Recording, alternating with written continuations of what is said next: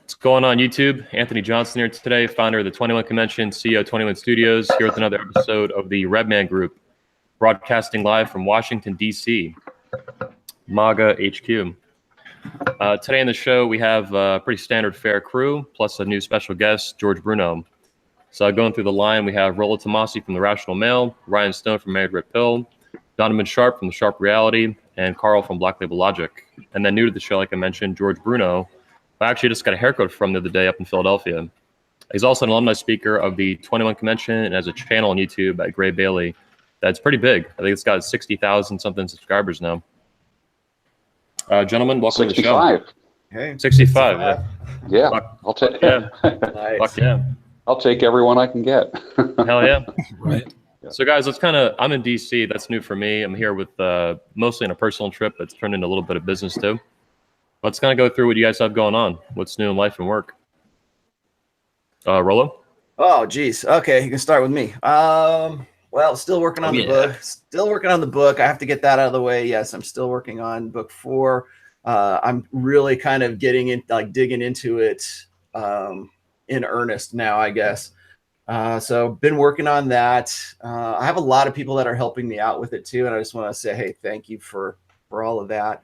It's interesting. As soon as I started doing this, I had guys like just sort of coming out of the woodwork saying, "Oh, I heard you're doing something on religion. I want to tell you about my experience," or and then I've broadened the scope of the book to be a little bit more inclusive of all kinds of religions rather than just sort of, the Christian man's red pill or following what Dalrock has been doing for a while. So I've really kind of expanded it. And the more I expand the scope of the book, the higher the page count gets. And, it's starting to become a real job now.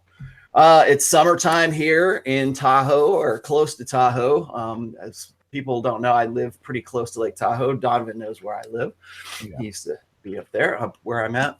And so I got the quad out again. I got the kayak out. I'm starting to get some good hot days and just enjoying myself finally. One of the reasons I moved to this location was so that I'd be closer to, being able to do outdoor things, because it's real easy for me to get caught up in, just living on Twitter or living in my studio or, working on stuff. And it's nice to have that, the ability to just, turn off and go outside. And like within 20 minutes, I'm out in the bush. So, that is what I'm doing right now. I think a lot of the other stuff that I've had going on this week, we'll probably talk about later on in the show. So I'll pass it off to Donovan. Go.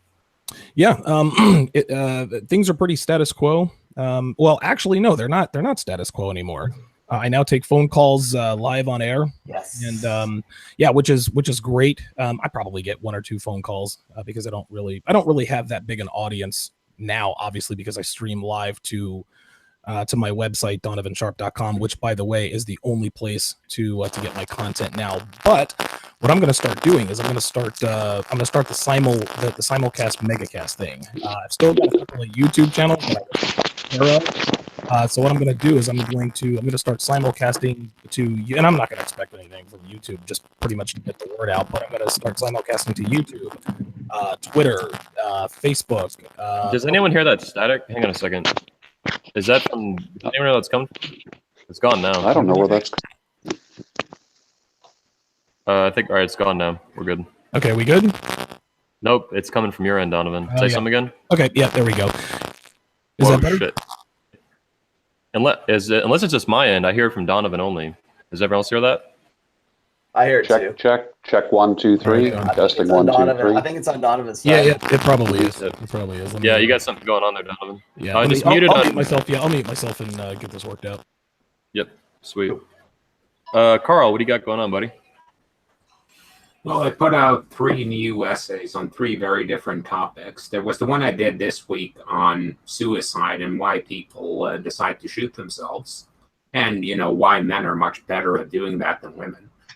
Yeah, you never get away from that. They always try to catch up to us, but you just can't do it as well. I wanted to congratulate you on that blog post too, because like I was like in the middle of doing something that was very similar to that, and I'm like, I'm done. I'll just link it to Carl because it was really, really good. That was one of my favorite ones for me. Damn, I got to read it. I haven't seen it yet. Yeah, thank you, Rolo. If you had any idea how many of my drafts are in there because, Rolo wrote an essay on that. Okay, it's fuck this. Then last week I put out another value essay has to do with image versus real value, and it's just with the old pickup artist type selling tactics and actually building real value. And then the week before that, there was the one about Jordan Peterson and enforced monogamy that I wrote out. I mean, it didn't get much traction. I mean, I thought a 7,000-word blog post full of statistics would be a huge hit on Twitter, but it turns out not really. Donovan, welcome back. Yeah. Does anybody hear any static now? Or? Oh, you're still fucked up. Yeah. Oh, shit. Goddamn. All right. Be right back. Hope it's not. All right. How about that? Yeah. Still? Yeah, it's still there. It's pretty bad too. All right. You want to bug out and then come back in? Maybe yeah, I'm just going to have to restart everything. I'll be back. Okay. Yep. Yeah, it's weird. I never heard that kind of static. Yeah. George, I just saw you up in Philadelphia. Yeah. So I kind of know what's going on, but tell the YouTube audience and everyone else what's new in your life, what's new to the channel. Yeah, the salon I work at is closing, so it's usually when a salon gets sold, everyone that works there just ends up having a new boss. That's what I thought was going to happen, but the new owner is turning the salon into a little girl's salon, kind of like the Sweet and Sassy model, where they capture the business of a 2-year-old girl and they carry her till she's 18 and goes off to college. Well, obviously I don't fit that business model, so I packed everything up. I'm actually sitting in my room right now where you actually sat in the chair the other night, and everything's packed up, and I got a friend coming by with a truck, so we're going to be bringing all the stuff to my house, and then I'm interviewing salons. You get to a point in your career where they don't interview you, you interview them. And I've built up my status in my industry where I would never be without work. I'm always in demand. So it's kind of a neat thing. It took many years to get to that point. I wish I did it, 30 years ago, but better late than never. Yeah. What else let's see, the channel is about a little over 65,000. I think I have a really good audience, about 96% men, very responsive. My Amazon links are working good. So as far as e-commerce and so forth, my online income, as far as my income is concerned, exceeds my haircutting income. So that's kind of a neat place to be, and it makes me more mobile, which so I can actually go to cutting hair part-time. And I'm going to be ending up in Florida, probably not far from you guys. My family is in Melbourne Beach, so I'll be there within a year. So it's just a matter of the logistical stuff, packing and so forth. As far as any scholarly works, I'm working on a book. I'm editing a book I wrote last year called How to Leave the Retail World Once and for All, and that's in the editing stage, and that is consistent with my philosophy of getting unstuck. So I'm thinking of doing a series that I'm calling Unstuckology, and this will be the first in a series. This will be Unstuckology for the retail worker, for people who want to leave the mall, people who want to leave working in a store. The book that I'm working on this year, actually writing in process right now, is called The Stable Stoic, and it's going to be how to remove yourself emotionally from things and putting a success spin on it. So stable stoic to success. George, I wanted to mention too that your channel is quite a bit different from our channel and even Richard Cooper's channel. It's a huge in the pipe smoking community, right? On YouTube. It's it's really interesting. I spent 25 years in the commercial acting world. I was a commercial actor and a lifestyle model, which is different than than a fashion model. Okay, lifestyle models are a little bit uglier. So I'm like the guy on the forklift. I'm the guy who's at the cash register. I'm the construction worker guy. So more of a character actor kind of thing. And so I spent many years with hair and makeup being applied by other professionals. And when I had a chance to start my YouTube channel, like they would do like 30 takes for like one line. Okay, like literally, you know. So when I started my YouTube channel, it's kind of like the opposite of the professional actor. It's me rolling out of the sack with bedhead. It's me firing up a cigar or a pipe and just kind of talking. And I just literally lit up a pipe one night, and all of a sudden, like in one night, 10,000 hits on that video. Wow. And then it was like getting 10,000 a day, and now it's, I don't know, like 750,000 hits. And it's right now, people in the YTPC, which is called the YouTube pipe community, which, like, what the hell is a pipe community? You know what I'm saying? It's like anything like that ends with the word community. I'm like, what the hell's that? You know what I mean? Like I've always been tempted to drive into Philadelphia and say, excuse me, can you tell me where the gay community is? I heard there's a big gay community here. So, but like anything community can be kind of like weird. So everyone said, I started seeing on blogs, oh, George Bruno is my favorite in the pipe community. And I'm like, when did I enter the pipe community? I didn't even know that was a thing. I had no idea it existed when you told me. It is such a thing. I mean, you know how like people sit at the feet of Osho and like gurus and stuff like that? Yep. Like pipers have these cult followings, and I got this accidental cult following that I never intended. Well, what's really interesting to me is it seems like a very male community that's very underground almost. Like, even being on YouTube for 10 years, I had no idea this was a thing. And it's all males, basically, right? It's such a thing where everyone supports one another. Someone has cancer, everyone's like praying for them. You know what I mean? Like someone's wife goes in the hospital and like flowers are flooded, into her hospital room. It's an interesting community. And I find, I told you the story of my tobacconist. Tell me about your customers. This is a guy who has a brick and mortar tobacco store, cigars, pipes, cigarettes, that kind of thing. The big giant ginger jars with pipe tobaccos, a whole wall, that kind of thing. And I said, tell me about your customers. He said, cigarette smokers are in a hurry. They want their nicotine, man, in and out. They don't want to talk. I said, what about your cigar smokers? He says, 50% assholes, 50% good guys. I said, what about your pipe smokers? He stopped for a second, looked up at the sky, and he says, my pipe smokers. Every last one, a gentleman. And I thought, how interesting. So I like that crowd. They're slow to speak. They're insightful. And they respect, a lot of the younger guys respect the older guys, which you don't see a lot of in other communities. And it's very, very male dominant. There's a couple females in there. And that's it. Yeah. I've never seen a woman smoke a pipe in my life. At least not with tobacco. Smoke a pipe. Yeah, I mean, I've seen it smoke a pipe. Usually there's no smoke coming out of that pipe.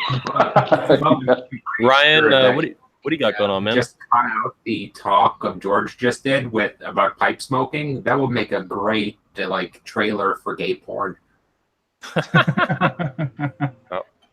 Ryan, Ryan, how's Married Red Pill? What's going on there? So far, it's good. We're winding down from the 60 Days of Dread. At this point, it's just kind of coasting on its own thing. Okay. For me, I did a job switch. So I took a month off, went down to, speaking of the gay community, I went to San Francisco for about a week. And I'm not going to lie, it is the first time I've been there sober and during the day. And I'm not going to lie, I'm not impressed. The whole city smells like piss. Sourdough bread is awesome. And when you're not in your tropical whites, nobody seems to give a shit who you are. which is fine. Yeah, I remember meeting, and I have a blog post. As soon as I can get a chance to finish it, I met a few couples down there, and their state of their marriage was, I guess, sad. I didn't want to say anything at the time. Like, one was talking about how they sleep in different bedrooms. The other one, the wife started like stroking the sides of my back there, and I'm like, oh.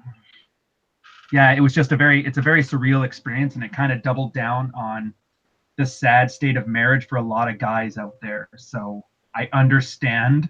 And sometimes I get really ornery when I hear guys that are still bitching and complaining that, oh, I have to lift every day. Like, no. What does it mean when I have to stand up to my wife? What if she gets mad? And I realize that like there is still a large group of guys. It's just such a distant concept for me that I forget. So that was nice. And then the new job, this is the first time I've had a commute since 2012.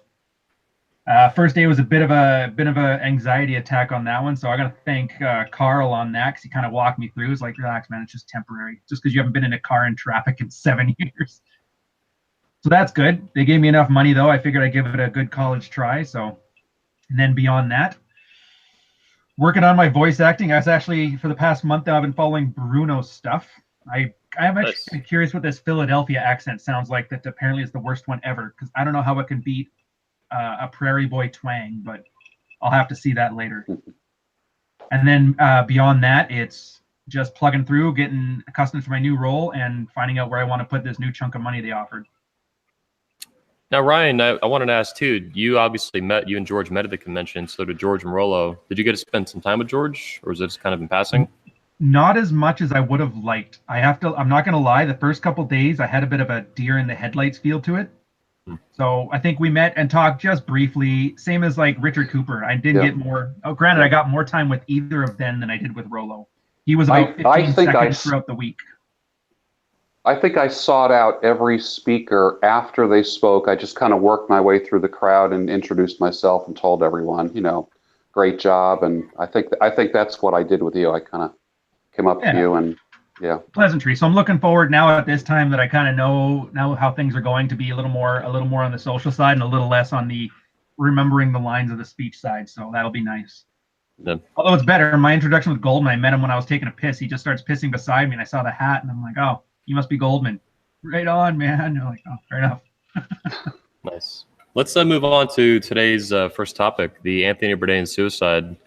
I've been following that on and off since it happened. I know that Ryan and Rolo and Carl you guys have been talking about that behind the scenes a lot. Can you kind of fill in our viewers with what happened with that, and then let's take some perspectives on it? Well, yeah, it's basically boy meets crazy girl. Crazy girl sleeps with boy. Boy falls head over heels in love. Crazy girl moves on. Boy moves on to the afterlife. That's pretty much the Cliff Notes version. Very close. I had a conversation about this when the story first hit, and it was last Friday, and I was on with Pat Campbell, and I had to sort of hit the ground running with this thing because it took me all of like half an hour to really sort of brush up on what was going on because I knew we would be talking about it. But the more I dig into it, I mean, here we are about a week later, and the more I dig into it, the more my intuition was correct about this whole thing. First thing that came to my mind was this guy offed himself because he was very blue pill. He was very wrapped up in this beta mindset.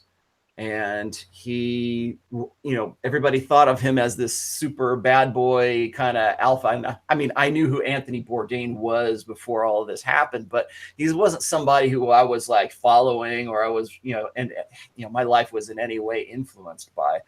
But from what I could glean in just that short time, I was just like, okay, I think I got the picture here. And the reason I have the picture with this is because his suicide fits a profile that I am very, very familiar with. And of course, everybody and their mother didn't want to believe that it could Ryan, be. Yeah, Ryan, meet your mic. That they didn't want to believe that their hero could be, I don't know, high status, but blue high pill. status, but what he is, but they see him as being this alpha male guy. They see him as being this this guy who was, I don't know, a hero to these guys. And I understand also that he was also really wrapped up in kind of this bad boy culture, I think, for a while. And so, you know, was if you've read any of his books, I think Carl might have read some of his books. There might be some other guys that have I think Carl's probably followed his life more than I have. But when I became familiar with him, I saw that he fit a pattern, and he fit a pattern that most guys who end up killing themselves because they're betas, it's like a beta suicide, or it's what I call a terminal beta. Yep. Is they get to a point in their lives where they have everything that they want, and then the only thing that would make that life complete is if they had that perfect girl, if they had that idealized girl that the blue pill told them that they could have way back when they were 5 years old. You know, Disney said, you know, you've got to find your one. And I mean, these are words that when I was following Anthony Bourdain's, you know, social media and his timeline, he's using words like "she's my one," "I've never been happy," or if you look at his Instagram, he's like, you know, hanging on this girl like he's, you know, like he wants mommy, you know, and really just draping over. And so when I say that, when I say, look, here's the body English, here's what's going on with this guy, and people hero worship him. They love him because, I mean, it's like, who the fuck am I next to Anthony Bourdain? Well, Anthony Bourdain is dead, and I'm going to tell you why I think he's dead.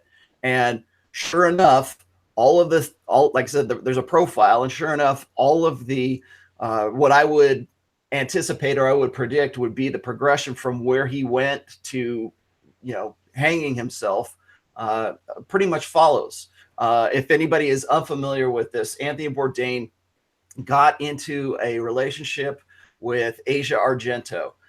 She's this kind of skanky, kind of washed out 42-year-old actress, for lack of a better word. She got wrapped up in the Harvey Weinstein story. Apparently she was one of his casting couch girls. I don't know exactly what the details on that were, but I do know that she was wrapped up in the Me Too movement. She's real close friends with Rose McGowan. If you've seen any of the pictures of her, she's tatted up like a rock star. And I wanted to ask too, is this a case of just a blue pill beta, you know, going through that process and then ultimately killing himself, or is it blue pill beta plus BPD chick? Well, and then we have this. That I think is something that we can debate. I'm not convinced she was BPD. I think she was just wrapped up in this culture and in this social circle that promoted herself. You know, I think she was trying to sort of find the right angle to get into something where she could kickstart her career a little bit more than it was. I mean, remember, this woman's 42 years old. Yeah. Anthony Bourdain is 61. She was directing one of the episodes of his CNN show, and I can't remember the name of it off the top of my head. What was it? Parts Unknown or some shit like that. Within a week of them starting to date, she's directing one of the shows.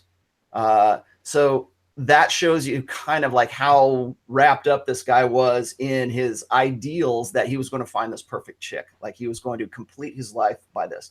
Now, you also have to understand that he had just got out, like I think in 2016, he had just got out of his second marriage and was quoted as saying that he was suicidal over that. And he just didn't know how to deal with it. But apparently that wasn't what was going to push him over the edge. But what did push him over the edge was seeing Asia Argento with this guy named Hugo Clement, who was a journalist, photographer, who was kind of following her on her quest to take down Harvey Weinstein. He actually got into some pretty hot water with Harvey Weinstein because he was backing her up. But anyways, they're gallivanting around Rome, which I guess is where she lives. They're going around. If you'd seen the pictures of the two of them together, the paparazzi caught pictures of her with this guy. He's 28 years old. Remember, she's 42. Bourdain's 61. So this guy is sort of her playing cougar with this guy. And I'm sure that the way the guy looks, and I have no doubt in my mind that these two were probably fucking at some point. Yeah. And it's also worth mentioning that Liminal Man got banned from Twitter for even suggesting that she might have been BPD.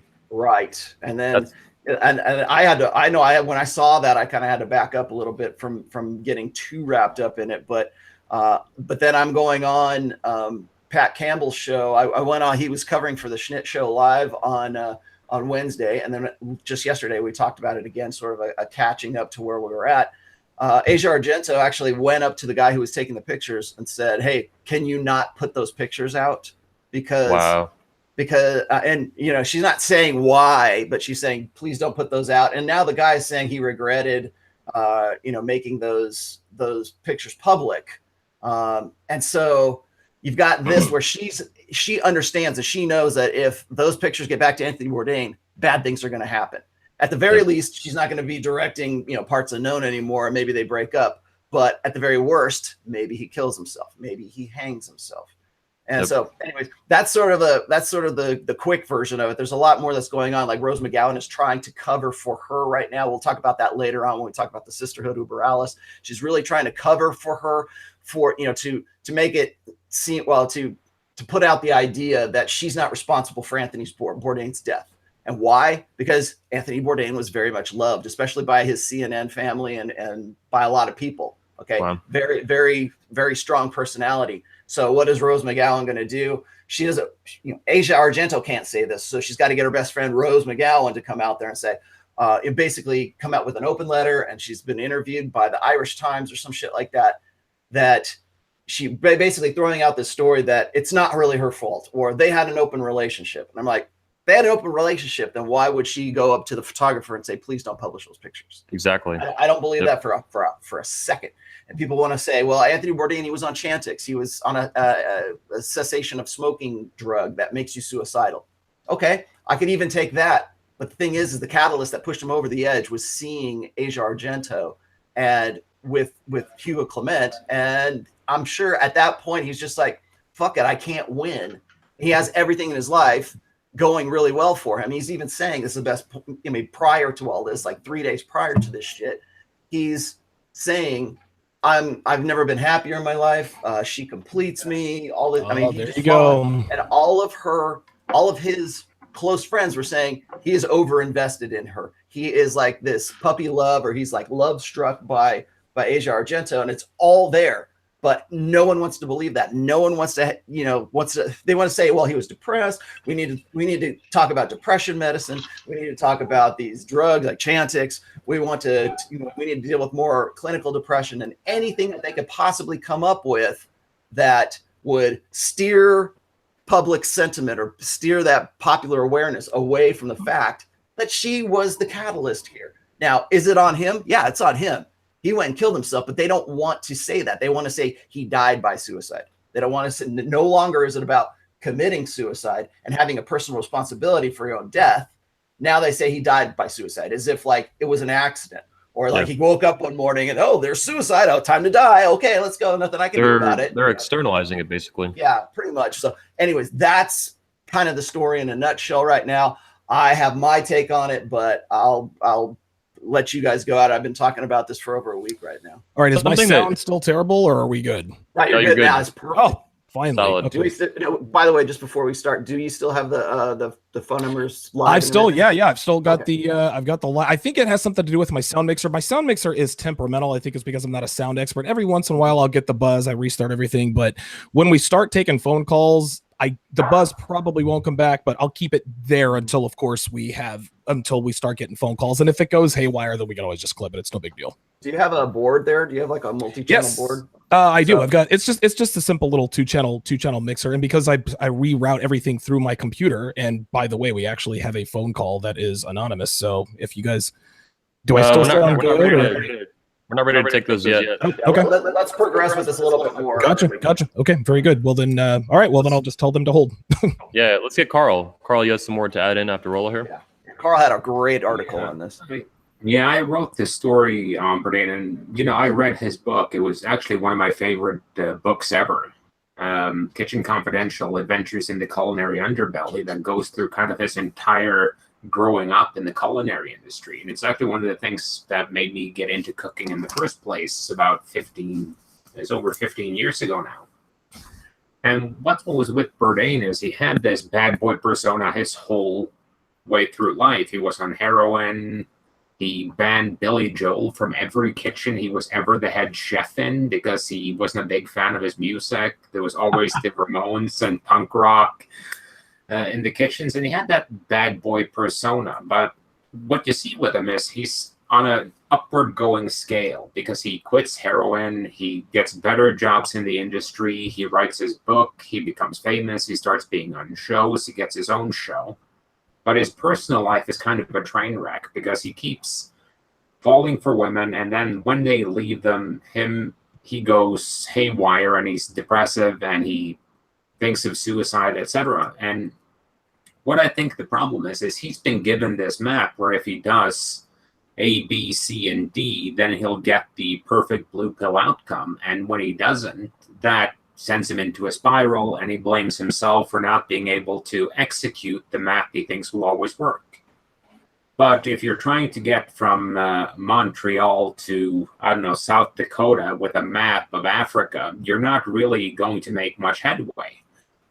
And it's the same thing here. He's been given a bad map. He fails to get his outcome over and over again. And in the end, he loses hope that the outcome is even there. Because if he walks through a desert and he's hoping to find an oasis with some water in it, every time he thinks he's found the oasis, he finds out it's a mirage, and he has to keep going, and he keeps going, and he keeps going, and sooner or later he just stops believing there's an oasis for him. Now, Carl, do you have an opinion on the woman having BPD or not? Because I know you wrote an article once, or you mentioned this in your blog once, it was very interesting, that men getting one-itis, well, that's a lot of issues, that's the whole thing on your blog you talk about, but it's like BPD women and cluster B women in general, with that set of personality disorders, when a man has one-itis, they exacerbate it and amplify it. So they double down on it, whereas normal women might not do that, at least not as readily. Well, the thing with BPD women is they're kind of a blank canvas, so to speak. They will adapt themselves to your personality, and they will become the perfect woman for you, like they're playing a part. Yep. BPD or not. No, most women do it, but BPD women are much better at it. There's a reason why they're so common among actresses, because they have no real sense of self. They find a new sense of self for every person. It's the same thing I've said with the girls that go from getting gangbanged in college to being tradcon Christian girls when they're 30. It's the exact same progression. They just change themselves to better fit the profile of the target they're trying to attract. But they take it to like a cartoon level, like it's absurd, basically. Yeah, it's well, when you go to your high school reunion, just everyone there will have changed to some extent. Some will have changed very little, but some people will have made complete transformations. And if someone's making like a complete transformation every time they change their job or move to a new city, and everyone they knew before that point are not in their life anymore, then that's a good sign. But I don't have a strong opinion on Asia Argento in particular, but I think the girl has more red flags than a Stalinist parade. Yeah. Donovan, did you have any thoughts on this issue? The Anthony Bourdain suicide? By the way, I don't think she is BPD. Honestly, I think she's probably a little bit too more. I think she's probably a little bit more manipulative and probably a little bit too calculating to really qualify as a BPD. But that's just my take. So kind of like a daddy issues thing, just damage. Yeah. Well, she knows where a bread can be buttered on. That's what I'm saying. Is at 42 years old, Anthony Bourdain. It seems like well, fuck, my trip. My ship finally came in. So. Okay. I would say histrionic personality disorder mixed with a high dose of narcissism. Yeah, that too. Yeah, right. There you go. All right. Yeah, my opinion on this is, I mean, I'm not like as scholarly as somebody like Rolo or Carl, but again, the one thing, and I forget who said this, is that Anthony Bourdain said something about a woman, something to the effect of "you complete me," and that's the problem. anytime you rely on a woman to complete you when they're not around anymore, the whole system falls apart. Women don't want to complete a man. Women are more than happy to ride the train with you. They're more than happy to be your first mate. They're more than happy to be a passenger on your train, but they don't want to be the missing piece. And when a woman knows that she completes you, she automatically loses attraction for you because she thinks to herself, well, wait a minute, this guy isn't complete unless he has me. Women inherently know that they are extraordinarily flawed creatures. So if a man doesn't have the knowledge or the foresight to understand that a woman as flawed as a female is the missing link in his life that can complete this whole male, it's almost like a self-fulfilling prophecy. She knows she's not shit. She can say what she wants, but she knows she's not shit. So now here's this Anthony Bourdain, celebrity, rich, et cetera, et cetera. Wait, I complete Anthony Bourdain. I thought this guy was a whole person. Nah, fuck that. That again, and Jerry Maguire, who was played by Tom Cruise. Yeah, played by Tom Cruise. Yeah, he's like, you complete me, and everyone's like, oh, everyone's swooning. No, never ever say to a woman, you complete me, because that's not what she wants to hear. Yes, they find it. Listen, they find it sweet, right? But then they find it disgusting. This is what people say when they're in the friend zone. That's Royce like 101. Yes. Is what that is, straight out of 16 Commandments of Poon, because like women do not want to be the last piece of the puzzle for that guy. I mean, what was it? Make your mission and not your woman your mission. Make your passion your mission. Make your focus. That's why I always talk about mental point of origin. And you're right. When someone like H.R. Argento comes along and Anthony Bourdain is supposed to be this badass, and then suddenly he's acting like, I mean, if you just look at the pictures and you look at the body language, he's hanging on her and everything. And it's just like, I'm sure she probably thought, well, I can get into this. And then realizing that he's really over investing himself and really, I mean, this is classic beta blue pill idealism about women.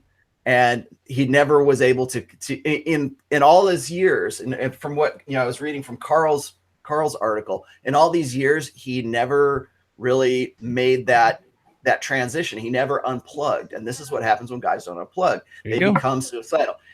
One of the reasons I wanted to get this out there, but one of the reasons that I said that he fits this profile was because, and if anybody has ever read any of my books or they've read any of my blog posts, you probably already know that my brother-in-law committed suicide by a hanging. Why? Oh, wow. Because my sister-in-law decided that after 20 years of marriage, this good Christian was going to leave him and going to hook up with a millionaire. This basically was what she did. And she decided that all of the stuff that he had built up to that point, like all this relational equity that I talk about all the time, he built his life around that, and he literally could not live without her. And say, I can't live without you. Oh, yeah, that's literal. That is exactly what those guys mean. They will kill themselves if you take it away. And the guy had gone in and done the right thing. He lived by this old school social contract where, if he does things right, and if he builds a home, and if he puts all this equity into it, plays by the rules, does everything, that it will be appreciated, it will be reciprocated, and it will be rewarded, eventually. And at 40 years old, she decides she wants to divorce him and take all of that equity away and say, no, really, all that stuff that you've been doing for most of your life, it's pretty much worthless, and you're going to have to go live on your own. And that's what I call getting zeroed out. He was zeroed out. I don't think Anthony Bourdain was zeroed out, because he had all this going for him. That's why everybody is constantly telling, well, he had everything. He was rich. He could fuck any chick he wanted to. He's Anthony Bourdain. It doesn't matter. He's 61 years old. He's making a ton of money. He's, going to traveling all over the world.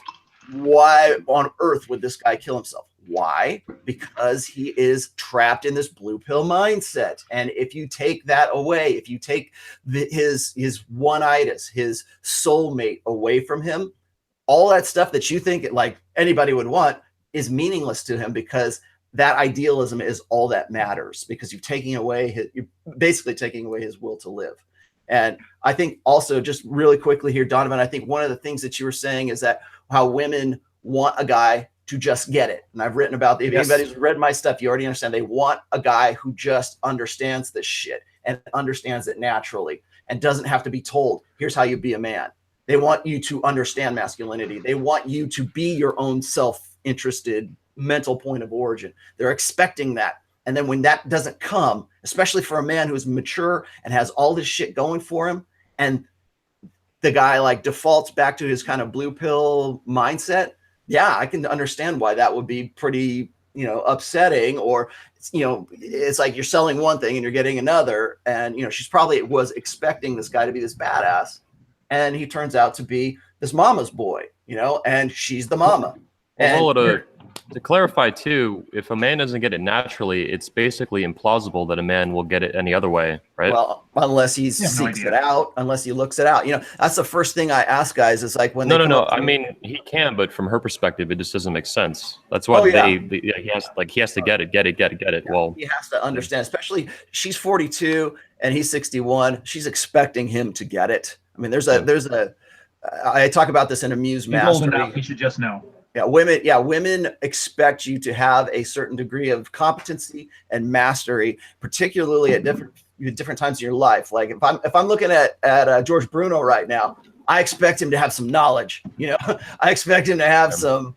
You know, he should have his shit together, and he should be able to convey some sort of wisdom or something. You know, what I call Amuse Mastery. Now that's just me. Now, if a woman is seeing an older guy who looks like the most interesting man in the world, you know, she expects that guy to have a certain degree of competency, mastery over his own conditions, and mastery over his own life. When you don't get that, when the badass turns out to be the mama's boy, that's very disappointing, especially when women invest. Well, you know, Asia Argento is probably just this side of menopause right now, but she still has to invest in herself to get ahead. And she knows that. And she's probably been playing that game for a while. I mean, if she was on Harvey Weinstein's casting couch, she knows how the shit works. And she's expecting something that he wasn't. Well, here, Rolo, to segue off of that, and this is something that kind of bothers me. I noticed a lot of the chatter about this is just about vilifying Asia.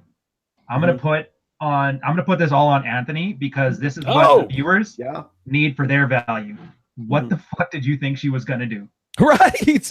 Well, look at it. Like, let's put aside the bipolar, all that stuff. I'm not a doctor. I'm not about to diagnose that. You got a chick that during that Harvey Weinstein thing, when her white knight went and started fighting the good fight, she backed off and let him hang. So he knew right. And that's like a general girl thing. They're worried about their reputation. She wasn't worried about getting vengeance for her sexual assault. She was just worried about making sure tomorrow she had a paycheck. So, and I guarantee you, and this is something that I think all the viewers that are looking to vilify Asia should keep in mind. I guarantee you at some point in their relationship, he said something to the effect of, if you left me, I don't know what I would do. And it's just like Donovan was saying before, how girls don't like that pressure. And I have a feeling that girls either subconsciously or consciously will sabotage things on purpose just to absolve themselves of that kind of blame. So when she did this, and so if you want to give a charitable reason for paparazzi, please don't film this, it's because she knew he's fucking on the edge and she doesn't want him killing himself. Or it's because she was dicking the guy and she doesn't want anybody to know. Either way, what did he think was going to happen? You got a chick that's all tattooed up. He's given her the world. She's already got everything from him. Yep. So what need does she have to perform any better than she is right now? That's like business 101. I think possibly she fit his ideal. She was his ideal at that point. It was just a shell. I guarantee you any girl that was there would have been his ideal. Of course. There you go. Wasn't it a Nietzsche thing where he says that in our head is like the greatest Madonna ever, and that all real world women can do is just disappoint us? Pretty much. I wish I could. Jesus. Listen, any man, real quick, any man who has an ideal, that's a man who is stuck in the blue pill world. That's a man who has not discovered red pill truth. There's no such thing as an ideal. Thank you. And that is why I get so pissed off when I hear these guys talking about their quality woman. A quality woman is this. And no, that's your ideal, and that's what you're thinking. You know, every divorced guy, when he was getting married, he thought that the girl he was marrying was a quality woman. And then when they got married, it's like, that fucking. Listen, a woman is only as quality as you train her to be. A woman who's a quality woman is a quality woman because her man demands such. That's it. Women don't come ready-made like that. Yeah. banning is the more persuasive way of saying it. Go ahead. I was going to say, I will agree with you, Ryan. That's one of the look reasons. Who's in the chat. That's one of the reasons I don't want Kitten to. Motherfucking Holiday. The fake, the fake red pill woman Kitten has joined us. Now, play nice. Right. Well, I was just going to really quick here, Ryan. I agree with you, and I don't think that there should be quite so much hate thrown at Asia. Okay, and I think that's probably one of the reasons why Rose McGowan was trying to cover for her for so long, and still is trying to cover her, because it really, yeah, I think you're right, and that's one of the reasons I said I don't think she's BPD. I don't think that there's anything, I mean, she's just doing what a woman like her is going to do, and she wants to no longer feel bad, and so people will say things so she doesn't feel bad. Trust me, I know BPD. That ain't BPD. Yeah. All right, let's move on to the next round of topic here. Here we go. The Sisterhood Uber Alice. We wanted to spin this off of the Bourdain issue, or was this something separate we wanted to get into? You guys are talking about? Well, I was just going to throw this out there is that when Rose McGowan is covering for Asia Argento, and she's out there saying it's not her fault, she didn't do it. I mean, it's like she wasn't the reason he killed himself. It was depression. It was Chantix. It was XYZ, whatever. That I think is the readiness with which women will back each other up when it comes to shit like this. I mean, if she wasn't the problem, then why are you saying there is no problem? Why are you putting out open letters? Why are you putting why the intensity for defense? The woman doth protest too much, right? And it seems to me that really this is sort of an example of another dynamic that I was actually writing about this week, that when it comes to things like that, and I've said this before, and people get this confused. Like when I use the term the Sisterhood Uber Alice, they think, oh, well, what do you think they're Nazis? No, I don't think they're Nazis. I'm using that in the Latin form, meaning that sisterhood above all else, above everything. And when it comes to women have evolved to be a lot more collectivist than men are. I mean, when you look at the tests that they do and you look at the research that's happened, if women have a nest egg of money to distribute, they try to do it as evenly as they can. Men, on the other hand, go and they distribute money or resources on a by merit basis, where like if you did a better job, you get more money than Joe over here. That kind of thing. There's that mentality. That is an evolved part of when we were, hunter-gatherers in the forests, whatever. Men had to rely on each other and had to base each other's understanding of the other guy based on his status and what he could do. Whereas women are at home and they're at gathering at the tribal campfire or whatever, and they have to learn to be more communicative with each other. They have to learn to be more collectivist. And so really, I mean, I can go on and on about this, but I've written a blog post called Band of Brothers where I go into this.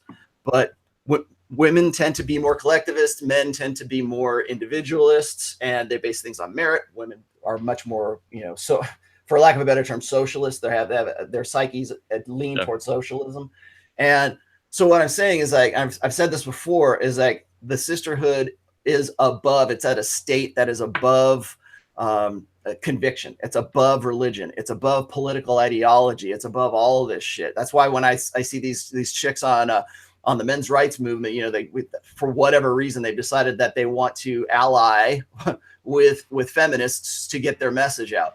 Great, but don't think for a second that they're not going to band together when they have to and take you on.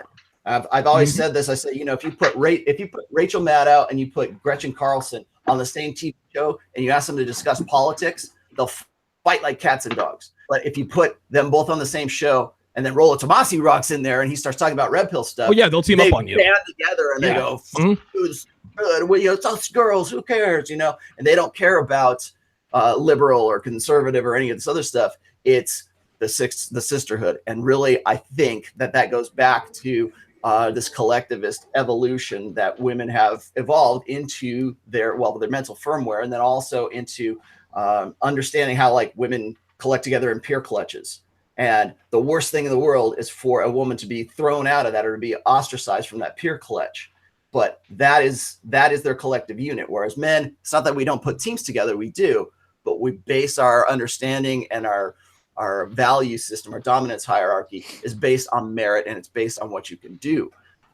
Will men band together? Maybe, but I don't see men putting together online forums so they can sell positive pregnancy tests. So women can get their boyfriends to commit, and they're collaborating, they're colluding to further hypergamy. They're colluding to, I mean, especially in this day and age. I've just been sort of studying this recently, and again, they will come to the defense of another woman no matter what, no matter political ideology, whatever. If it's based on she's being attacked because I think she's being attacked because she's a woman, women will collect together, the Sisterhood Uber Alles, and Team Vagina, man, every time. And listen, there are no exceptions. I mean, it doesn't matter. It doesn't matter if it's a black and white issue or a gray issue. If a woman feels like, and listen, that was the perfect dichotomy: Gretchen Carlsen and Rachel Maddow. I mean, they are diametrically opposed politically. But if Rolo Tomasi jumps in there and starts talking about the real feminine imperative, the real feminist imperative, oh yeah, all of a sudden now Rolo's the bad guy. Yeah, so basically, Rolo, you're saying that men will team up, but nowhere near at the speed or readiness that women will, given like an issue like that. The reason for that is dominance hierarchies, though. The reason for that is we are used to competing against one another for access to pussy, okay? Right. Whereas women, they're the ones who are usually they're the ones that are being the filters of who's going to get it and who's not going to get it. So yeah, will men fight each other? Will men throw each other under the bus? I mean, we've talked about white knights for forever. Yeah, I mean, if I go and I tell you about there's no women white knights. There's no woman that's going to go, oh, that's terrible. You shouldn't trick him into committing to you. And the reason why, hold on. Like that. And the reason why women are not white knights is because they can get dick regardless. Right. Men white knight because they want the pussy. That's the only reason. But women as soon as a woman walks out the door, she's hit in the face with dicks. As soon as she walks out the door, what reason does she have to be a white knight? And here's another thing: as men, we're taught to find the right woman. Right? Women are taught to choose the right woman. That tells you all you need to know about the availability. You mean choose the right man or choose the right woman? Man. Oops. Yeah. 40 and slip there. I don't know. You know how it is. Yeah. Once women get, on the wrong side of 35, fuck it, I'm done with men. I'm going to start messing with women. Yeah, you do that, sweetheart. Cool. It's fine. Picking battles too, right? A lot of these guys are picking this. A lot of these guys for the Sisterhood Uber Allies thing, they're picking the stupidest fucking battles. Like it's just some random argument, and then the girls will pile up on them, and they got to realize at the end of the day, you're not going to solve anything. So all you're doing is building negative equity, I guess, between them. You're going to have those fights. You have to fight where it counts, and when it counts, I guarantee you'll win. It's like use the Sun Tzu shit. That's the whole reason that we have it there, and everybody talks about the dark triad and Machiavellian, and use pictures from the prince on their AV for their Twitter profile. Well, this is the fucking time where you got to put up or shut up. Rachel Maddow and whoever else, Tucker Carlson's wife, is teaming up on you, calling you a dirty male. Just have a laugh, put down the mic, and fight the battle another day. Whatever. Well, especially the thing going on with the Miss America pageant. I mean, you got Gretchen. What the fuck, dude? No swimsuits, man. Gretchen Carlsen is supposed to be this conservative, right? I mean, look how long she spent. We got some major feedback. You guys hearing that? I'm hearing. Where's that? I'm hearing some crap. I'm hearing it too. Is it coming? Donovan, mute. Let's see what happens. I'm gonna mute first since I'm was the culprit last time. Hang on. Nope, we still got it. No. Good. Maybe George? George, can you hear us? Yeah, it's George. It's George. Yeah, JC Frigid. I'll tell you what, when we start taking phone calls, why don't you call in, right? Call in. No e-thugging in here. Why don't you call in and debate with us? Since you think I'm oversimplifying, why don't you give us a call here in a few minutes whenever Anthony opens up the phone lines and we can talk about it. We'll do that soon. We have not yet. What they're going to, I mean, okay, are you oversimplifying it? No, I'm not oversimplifying. DC Frigid, yeah, whatever. He wants to be a phone. Donovan. Okay, cool. Listen, call up. Don't be an e-thug. Call up. Well, I think to bring this back to the fun, I thought I'd introduce some statistics into this and some research references. And there were two very interesting things I saw while I was reading this week. And one is, do you know how you stop Europe's immigration problems? You take away women's right to vote, because the people who vote overwhelmingly for open borders and sharing resources, regardless of merit, are women. Okay, I'll buy that. And another funny thing was a Harvard study from years back where they went through and see who actually slut shames, men or women. Women, overwhelmingly. Yeah, Yep. exactly. Because women, if they can raise the price of sex, they can get more from a man for the sex. If men slut shame, they're making sex more expensive for themselves. So there's no incentive there. And I think this plays into the whole sisterhood narrative, because they know if one woman gets called on something, then soon they're all going to be called on something. And women spend their entire lives trying to avoid being held accountable for all the shit they do. And men spend their entire lives trying to get credit for what good they do. It's just one of those factors. Yeah. Well said. Spicy. Yep. I thought it was interesting that even Rose McGowan in the pictures that it's interesting that Anthony Bourdain is dead, and they're gallivanting around France or whatever with these Instagrams, and they're doing selfies, and it's like one of the reasons I wanted to talk about this because they're actually using the term sisterhood. Like they're saying, "Oh, the sisterhood, we're banding together. We're here we're supporting our girl, our girl Asia because she was going out with Anthony Bourdain before he's dead." And it's like they're using it. They're still using it as an opportunity for attention. Well, I think that's an important point, Rolo, that they're using that word because I think women have an awareness of the sisterhood, whereas men are just oblivious to it. Like growing up, it would not have occurred to me that women stick together like this at this scale. And I think most guys who are normal or blue pill or whatever you want to call it, they're just completely unaware of that. But women aren't. They know it. And they're also aware of everything else, where they'll stab each other in the back if they need to and all that. Listen, dude, women hate each other because they know each other, right? Like they say familiarity breeds contempt. And again, this goes back to, well, why does the mother-in-law never get along with the wife? Well, because she knows women. She knows the wife. Yep. George, did you want to hop in? I'm not sure if you had audio issues still. Can you hear me now? Yeah, you're good, dude. You're good. Excellent. Yeah, my thoughts are this, is that I'll never forget talking to a minister after my marriage ended, and he posed a question to me that I really, it was like a virus in my body, and it spread. The question spread through my body. And he said, I want you to explore the role that you played in the demise of your marriage. Now, I was pissed at him. I could have punched him right in the jaw at that moment because I got left and really majorly screwed over. It's if I told you the story, it's going to be one of your top 10 fuck you stories. Custody was involved, children. Do it, brother. Tell it. Yeah. So what happened was I spent a long time blaming her, but that virus was spreading inside my body that said, explore as to the role that you contributed to the demise of your marriage. And I thought, okay. Take ownership. And in business, what I do is I follow things to their logical conclusions. I always ask people, and what is the benefit of that? They give me an answer. And then what is the benefit of that? You follow things as far as they possibly can go. And what that led me to do was to take extreme ownership of everything in my life. And I basically picked the wrong woman. And she had an expiration date. And I think with a lot of women, it's like right here. If you look like behind their ear, it's like right about there. The expiration, like a gallon of milk. Do you see that when you cut their hair? Is it always you get a good look at it? It's you got to be real careful because I heard they're getting a tattoo. I heard they're getting tattoos to cover them up now. Exactly. So if a woman gets a tattoo on her neck, that's just basically to cover up her expiration date. Oh my God. So the concept of extreme ownership says that you take ownership for everything. Now, you remember the movie Donnie Darko where he's there and an airplane breaks up in midair and an engine falls on him, goes through his house, and it kills him at the end of the movie, okay?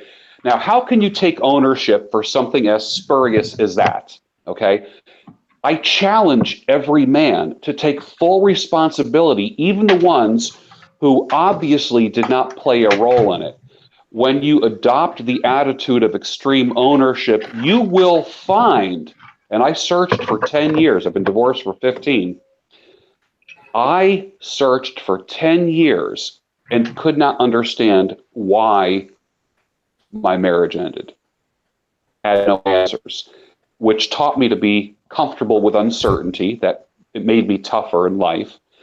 But the ownership is, maybe I shouldn't have been there in the first place. Maybe I chose the wrong woman. What was the method did I choose her because I was sick of someone else? Did I jump in the sack with someone too quick and engage emotions too quickly and then started operating on an emotional level instead of an intellectual level? Every man can benefit from the concept of extreme ownership, whether it comes to his heart or his biceps, his work, his relationships with men. I feel that there's zero downside to it, zero. And pursue extreme ownership at all costs, period. Period. No more victim, no more. You're done. You're done blaming. In the psych world, we called it blame shifting. And I would stop people, because I spent 22 years as a therapist, I would stop people mid-sentence the minute I would say, blame shifting, and shut them down. Now reword that without you blaming someone else and without you portraying yourself as a victim. And I'll tell you what, lives get turned around when you take responsibility and extreme ownership for everything. Everything. All right. Do we want to hop into the next topic, guys? Yeah, I was going to say real quick. I talk about my marriage every once in a while, and this is the bottom line. Yeah, I can talk about, oh, my wife was this and that and the other, but here's why my wife wasn't fucking me: because I was lazy and I was a fat ass and I was weak-minded. Like you can blame everything around you if you want, but just like George said, until you, and I know this sounds sort of like Psych 101 Saturday morning special here, but it's the truth. Until you own your baggage, until you make the commitment to change yourself, people aren't going to treat you any differently. You can't be a fat ass, weak-minded individual and expect to attract women and other people. It just doesn't work that way. Donovan, I've always said that the one thing that all, not you specifically, but the one thing that all your failed relationships have in common is what?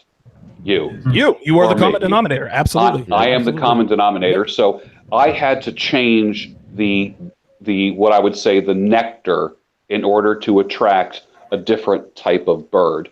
And I think that's the journey that men need to go on. Now that said, the reason that we can do that, the reason we can take ownership of our baggage and our failures and relationships is because we're men.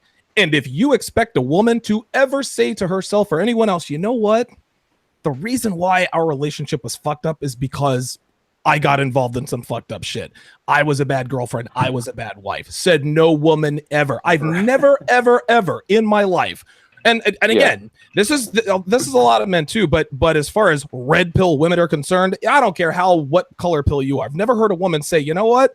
I was in a good relationship, but the reason the relationship ended is because I was a bad girlfriend or wife. You'll never hear it ever. They're not discussing this right now on the Red Girl group.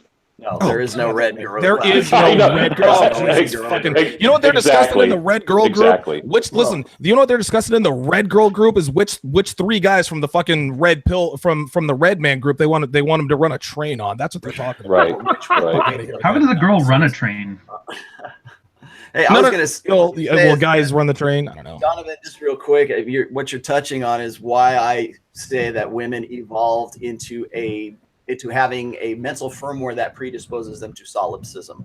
Okay, there is no. I mean, whenever I talk to guys, I mean, even if you go and you look at like the 21 convention, every guy there is there because they're interested in making a positive change in their life. They're interested in becoming a better person. They're interested in self-improvement. We always talk about self-improvement, and we can get sort of like on this rah-rah pep rally train about self-improvement. But the fact remains, it's mostly men that are doing that. There's no women that are getting together and creating the 21 convention for women. Nobody, they're not doing that. There's no groups. There's no red pill or there. Red pill. There's no groups like we have on Reddit where there's no like red pill for women that they started. That they said, you know what, we should really look inside of ourselves and take drastic crazy ownership of all the shit that we've done. There's nothing like that. And you want to know why? It's the pussy hats. That's what it is. That's the closest thing to women getting together, is agreeing on toxic garbage and putting on pussy hats. Well, it's replaced with the sisterhood. It's replaced with this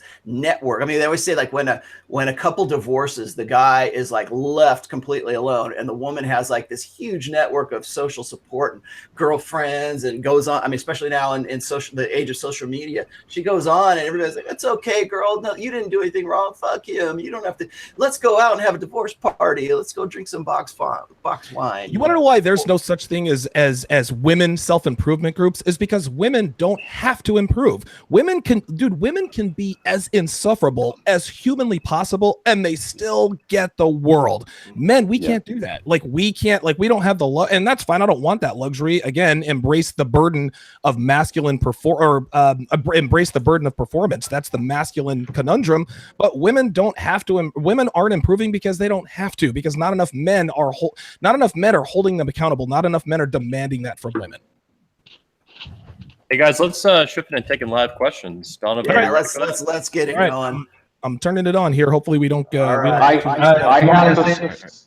have to split right now, but George. Yeah, I got to leave. So, you got to do lunch, gentlemen. Thank you very much. All right, I'll see you soon. Talk soon, man. Thank you. Bye-bye. Take care. All right. Cool.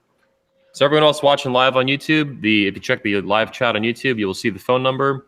You can call that, and you'll actually talk to Donovan, patch through live on the show, ask your question.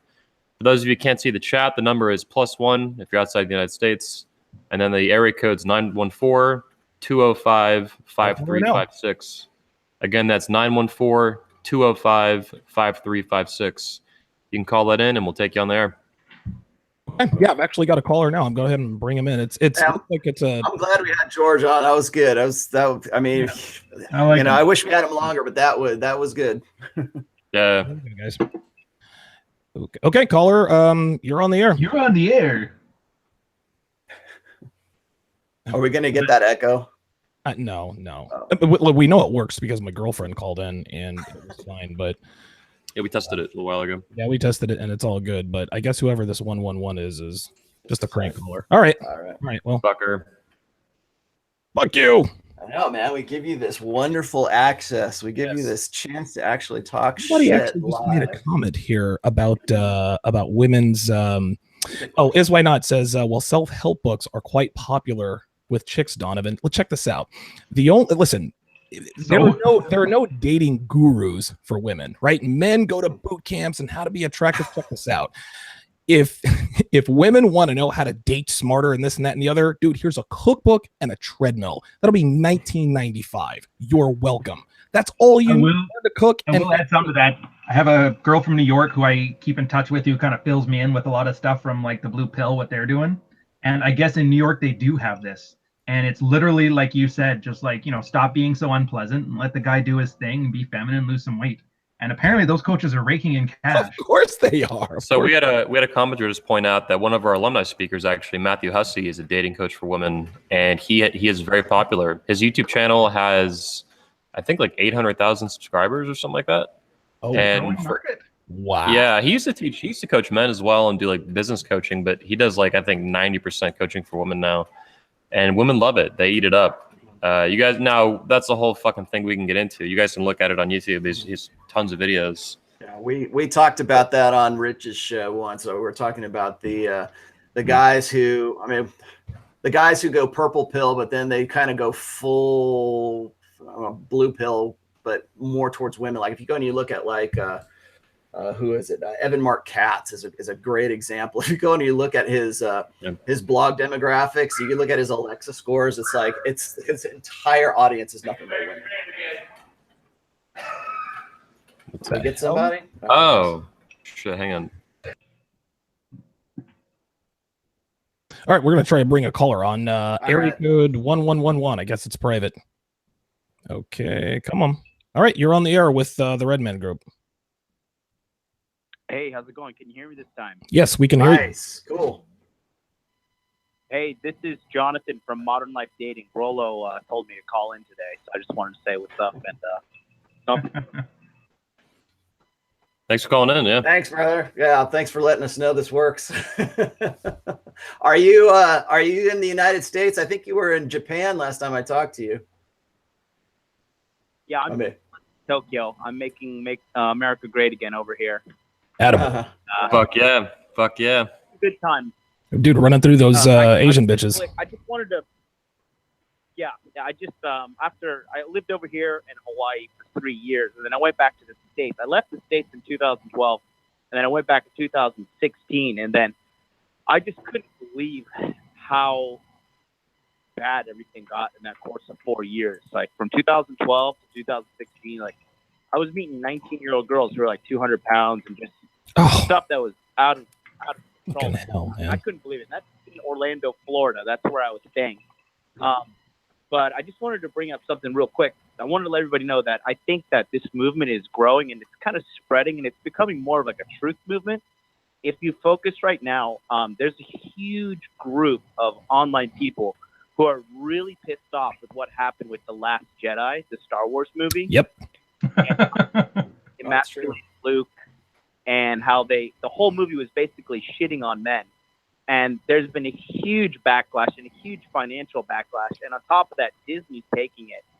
So I just wanted to tell everybody that I think that, you know, there is a global awakening happening slowly, thank God, to the internet. And that I think we, you know, just keep the good fight for the guys who may be feeling like the future is dark and whatnot. Because I think that these next couple of years, I mean, I think Trump is going to win 2 presidencies. And I think he's an overall good masculine role model for the world. Yeah.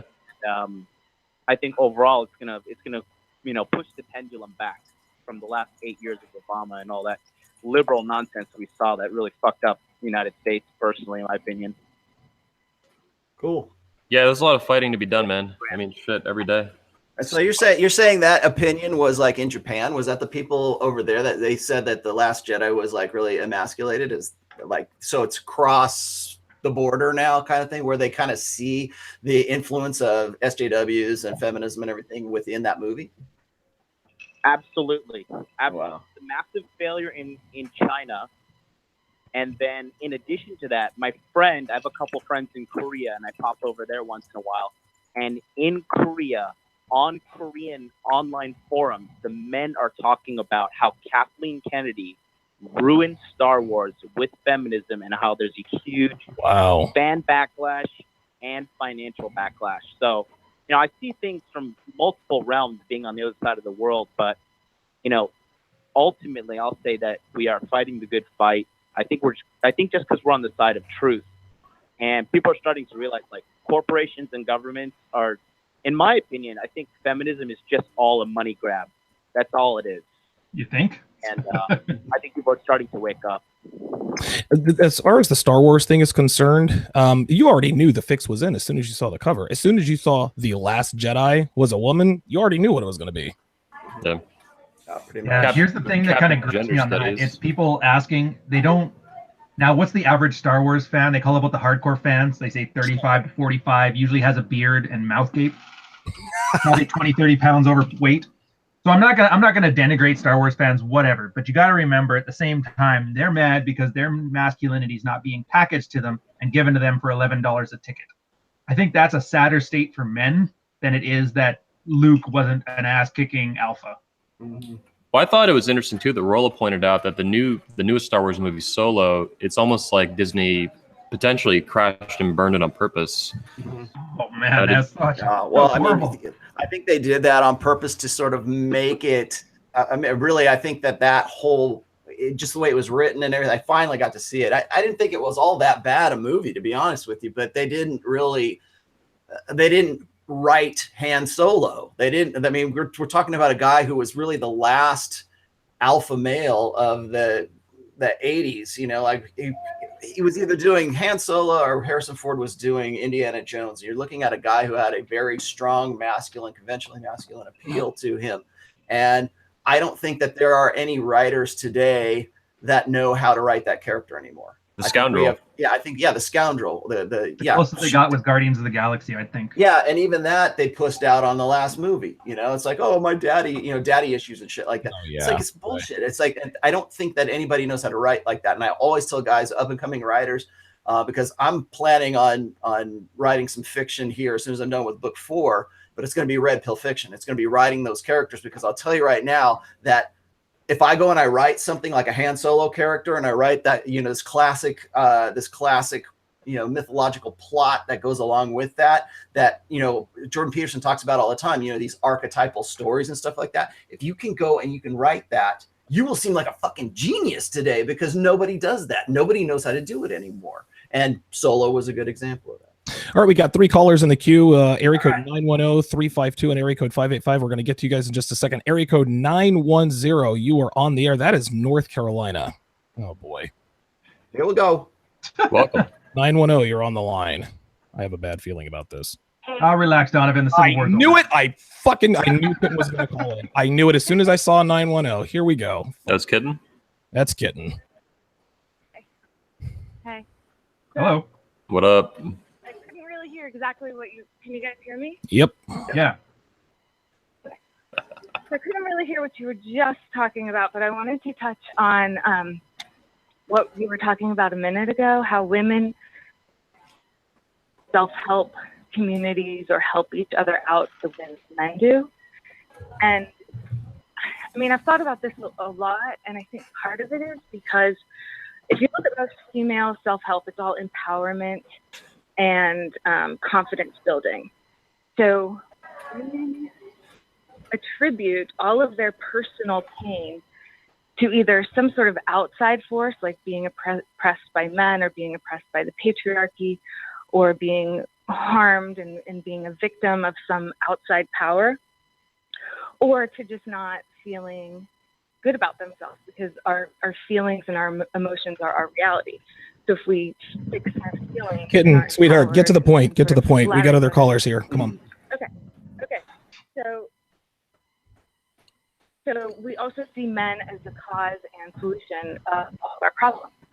So to actually realize that our behavior and our actions are creating the physical pain, like the physical and emotional pain in our lives, creates a huge amount of cognitive dissonance. Also because everything that we're told by feminism and by society, by the blueprint of society, is that we are flawless and we can do no wrong, and that that we're fine, and that if we follow the guidance of feminism, we will not have pain. So it takes a lot of pain in a woman's life to actually realize that it's the message of feminism that might be leading them astray, and personal consequences.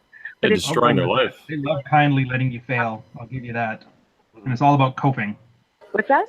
A lot of it's about coping, so I'll go with you on that one. They don't want to actually fix things. They just want to feel better. It's a coping strategy, which sounds a lot like the beta male Star Wars thing, but I'll pass it over to Carl. I know he's itching for this one. Carl? Well, if you really want the exemplification of everything Kitten just talked about, go on Instagram or ideally on Tumblr and look up the hashtag body positivity or health at every size. Right. There you go. Because that's the entire hypoagency thing. It's essentially a gathering of mostly women and a couple of, well, I would say men, but it's not easy to do quotation marks without a camera, sitting around complaining that it's not their fault that they're overweight. And in this case, I'm using the way overweight in the way that the U.S. has a slight deficit. Because it's not my fault. I'm a slut. All those guys wanted to fuck me first, right? Like that's it's diet culture, it's PCOS, it's hypothyroidism, everything except the fact that, hey, maybe I shouldn't be drinking a 7,000 calorie mocha latte for breakfast. All right, I'm here now. It's thick with 4 C's. Yeah, well, what I was gonna say is that in some ways, I guess I kind of understand what she's saying, because it's I think that we always talk about the blue pill and blue pill conditioning for guys. Okay. There is a form of conditioning for women. I don't know if we want to call that blue pill conditioning for women or whatever, but that conditioning is this fempowerment narrative that we teach our little girls from the time they're fucking 4 years old to get into, Disney Frozen, or, they get into this little girl, super powered princess, what do they call the characters? A Mary Jane, right? What do they say about Rey from Star Wars? Like she's a Mary Sue character, and she just magically, because she has this magical vagina that she can suddenly use a lightsaber and she can do all this. That's one example of a lot of stuff, but that is being taught to girls that they can do anything. I mean, even if you look at the Miss America pageant, it's no longer a pageant anymore. It's a competition. Well, it's a competition of what? What woman can be the most confident and can be the most, can share the fempowerment message the best. And really what it comes down to is these guys, or these women who have been sort of conditioned and taught by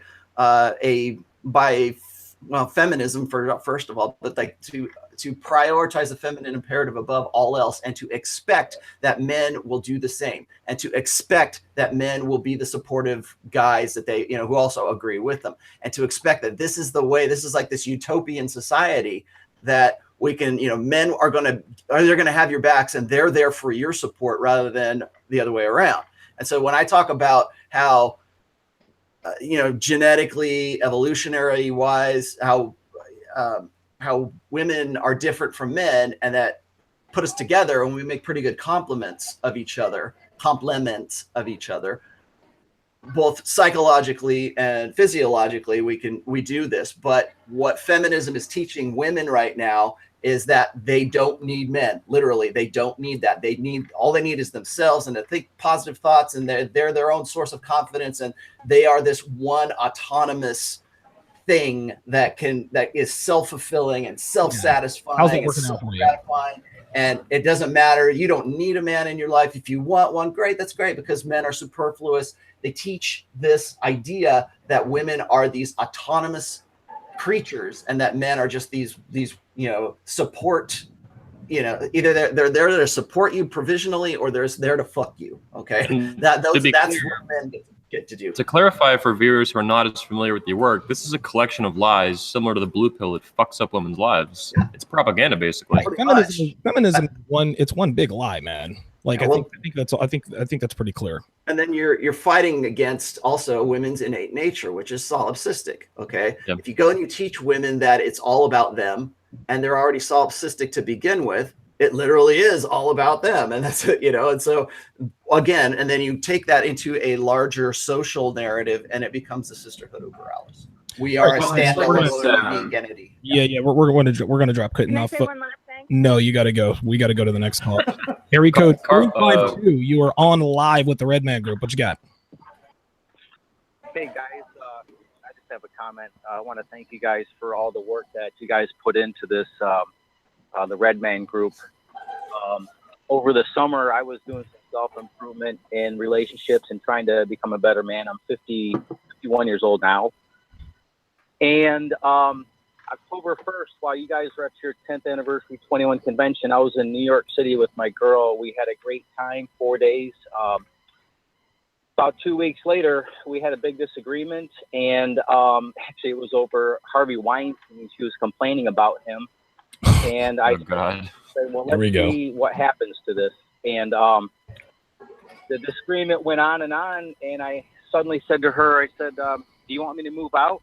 So at that moment there, an 8-year relationship came to an end. We were engaged. Wow. And I started doing a little studying, and ran across the 21 convention and Andrew the Private Man, his talk. Nice. And it really set me aback, because he's my age. And I'm thinking, wow, he's starting his life over and trying to improve himself. And I kind of connected with him on many levels, because we were the same age. It wasn't about Weinstein, right? Hear that he died Bingo, a Ryan. little bit later from there. So I started looking up hypergamy, had no idea what any of these terms meant, and I began my journey from blue pill to red pill. And I thank you guys very much for all the work you guys are doing. And I will see you at the 21 convention. Oh, good shit, man. October. Nice. Excellent, man. Hell yeah, man. Hell yeah. It's good to hear stories like that, man, because a lot of people, think we just come on here and run our mouths, and it's good. And Rolo, you probably get this more than anybody. I mean, you've had multiple guys tell you, hey, I was going to kill myself, then I picked up the rational male and I found myself. So it's good to hear stories like that. Just this morning, in fact, actually, that's good. I'm glad somebody called in to talk about the 21 convention, and not just because it's we want to promote it or whatever, but that I think that it's finally coming into its own. I mean, when I was talking with Anthony last year, I said, look, if we're going to do this, it's got to be a red pill summit. It's got to be something that's going to be useful and beneficial, and it's going to have like it's going to be giving guys tools. And I think right now we're kind of hitting this with this lineup. I think we're getting right to about where I wanted to be when I first signed on to all this.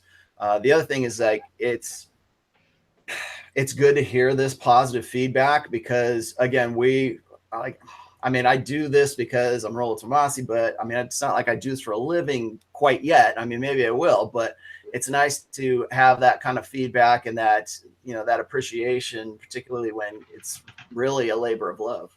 Yeah, I agree. I gotta mention too, real quick, that and Rolo, I think you were there at the end of the event, so you might remember this, but that convention last year, and so what you're seeing this year is a follow-up, but the convention last year, the 10-year anniversary and the big infusion of the red pill, that represents, in my mind, a new era of the company and the event. And that's what we're seeing.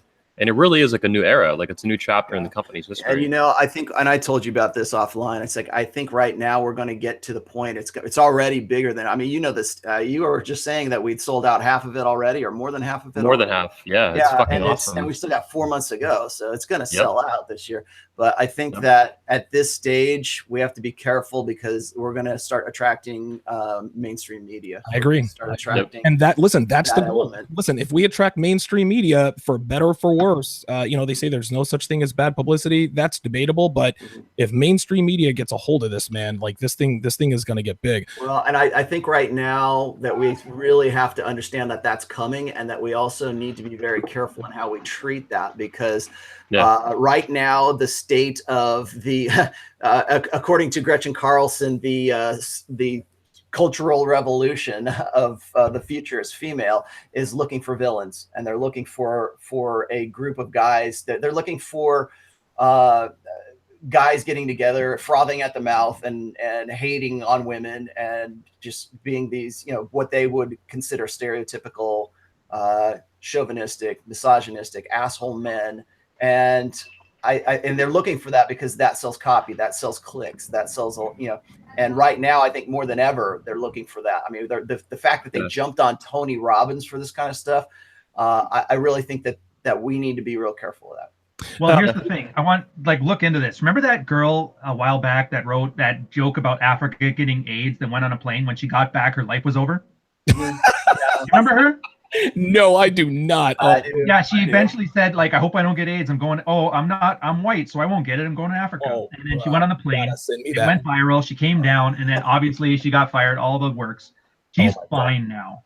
I've been thinking about this, and I've been seeing a lot of these cases where people did get doxxed or their shit went down.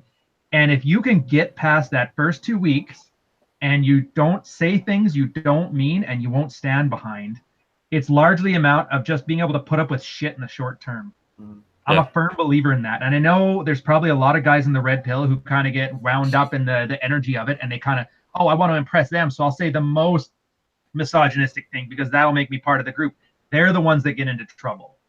So I would suggest to anybody who's thinking about doing this, the roadmap that I've gone on, and bear with me, I'm just one guy, just don't say anything you're not willing to stand behind. And don't worry about haters. Like Anthony Robbins, there's nothing he could have done to not have those people shit all over him. And the worst thing he could have done, and this is straight from the Box Days social justice warriors never lie playbook, was don't ever apologize, because then, and even Jordan Peterson said this when he was on the Kathy Newman interview, and it's a perfect example of why you shouldn't apologize or placate at all. Just let it blow over. Because she said people on his channel were harassing her. So he said, if anybody is doing this, stop. And he said, that was what gave it, like, it made it real. Now there actually was harassment because Jordan just confirmed it right there. Mm-hmm.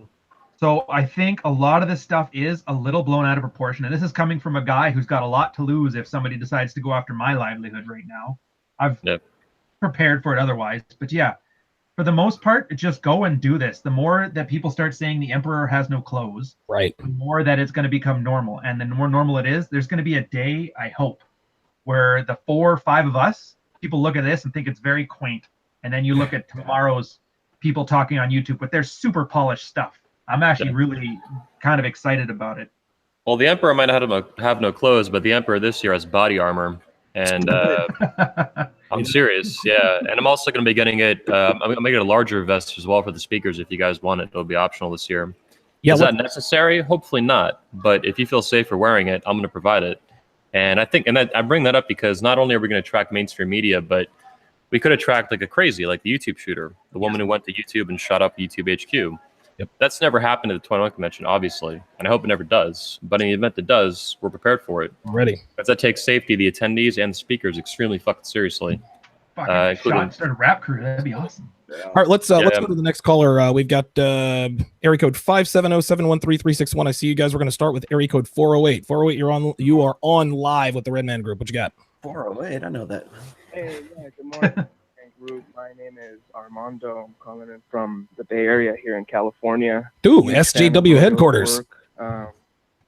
Definitely have communicated with him via Twitter, and shout out to Donovan Sharp for keeping shit real. Appreciate it all the time, and been following you guys since episode 1, and just want to have some time to talk about an article from Royo's Twitter on scientific feminism with, deontological judgments and just woman solipsism in general. Of course, if there's time, if not, I just thought I'd just give it a shout out. And I appreciate you guys' work. Yeah. So Rolo tweeted that this morning. I tweeted that out. Well, actually, was it last night or this morning? I can't remember. But anyways, I subscribe to scientific feminism, which is kind of a strange name for that account because it's really sort of goes against a lot of the stuff that she posts. If it's a she, I don't know. Post is really kind of against feminism and really backs up a lot of the stuff that I've been talking about for quite some time. I use a lot of Evo Psych in what I write, and I basically connect the dots that a lot of Evo Psych people don't want to connect because for whatever reason it's not appropriate for them, or they don't want to draw that much shit to themselves. And I'll give you an example of that here in a minute. But the article that he was referring to was a study that was done that kind of it's like it was a biological study, but it was also a study based on moral capacity between men and women. That wasn't what they were trying to solve, but it's kind of like what they were solving already. And he was talking about the deontological. It's like we talk about this a lot, particularly in the Christomanosphere, is do women have a capacity for morality? Do they have a moral agency, or is it all on guys? I mean, is it all our responsibility to make sure that women, are under control? Because I hear that a lot. I hear a lot of guys go and say, the reason that we're the decline of Western civilization is because men have let women run roughshod over them, right? And they're like, well, I agree. I can understand that from a certain perspective, but the other perspective is this: it's like, do women have agency? Do they have moral agency? Because if they do, then they have at least they're bearing some of the responsibility for the state of intersexual dynamics right now. But this study was really showing the capacity for moral judgment, I believe, between men and women, and it was going into. I wish I had it on hand. I can't really do it justice right now, but I think it's something that's I'm probably gonna write a post about. But they got into how oxytocin, women. Oh yeah, the receptors. The receptors for oxytocin make them